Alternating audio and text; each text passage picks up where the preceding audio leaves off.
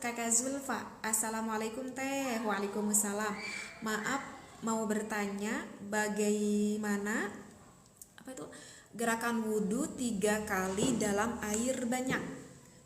Oke, ini nyambung ke wudhu ya. Karena barusan mungkin membahas wudhu, jadi ini pertanyaannya nyambung ke bab wudhu lagi. Oke, jadi kan kita tahu ya, kalau di dalam berwudhu itu kita itu sunnah 3 kali kan, tiga balikan gitu ya kan, ketika kita membasuh muka, kemudian membasuh tangan ya, mengaliri muka, tangan seperti itu, dan sampai beresnya ke kaki itu memang kan disunnahkan 3 kali. Nah, sekarang gimana nih? Terima kasih Kakak Dev. Sekarang gimana nih kalau misalkan si airnya itu banyak? Misalkan si airnya itu banyak. Ini kebetulan sekali ya. Ini teteh itu di kamar mandi kebetulan punya bak mandi. Bak mandinya itu besar loh. Di kamar teteh itu bak mandinya besar. Jelas itu melebihi dari 2 kula gitu. Bahkan kalau misalkan bak mandinya setengah pun itu udah batas ke 2 kula. Dan teteh selalu memposisikan bak mandi yang di dalam kamar teteh itu selalu penuh seperti itu. Nah, kalian tahu nggak kalau misalkan teteh wudhu gitu ya, kalau teteh wudhu ya biasa kalau untuk muka kita kasih ya pakai gayung, kalau teteh suka pakai gayung. Kalau misalkan tangan biar tidak menghabiskan waktu lebih lama gitu ya, ketika membasuh tangan teteh itu si tangan suka masuk aja gitu ke dalam bak. Jadi teteh tidak terlalu biasa kalau misalkan wudhu di dalam air mengalir gitu. Karena kan punya bak yang besar itu enak banget.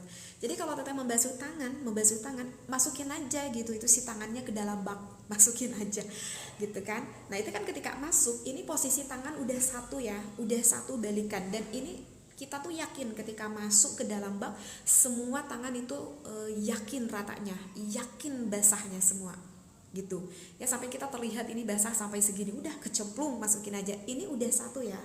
Nah untuk yang keduanya gimana, tinggal ini posisi tangan teteh gebekin cek orang Sunda apa ya, digerakkan ini tangan misalkan ke arah kanan satu, ini udah 2, digerakkan lagi ini tangan ke arah yang kiri, berarti ini udah 3. Itu cukup seperti itu iya. Jadi kalau misalkan kita berwudu di posisi air yang lebih dari 2 kula, cukup gitu aja, nggak repot gitu. Kita masukin, gerak tangan gini, gerak tangan gitu, udah beres. Angkat, udah beres, ini 3 gerakan. Jadi gak perlu seperti ini, kita masukkan, angkat lagi, kita masukkan, angkat lagi, kita masukkan, angkat lagi. Gak seperti itu gitu. Nah itulah kelebihannya kalau air lebih dari 2 kula seperti itu ya. Itu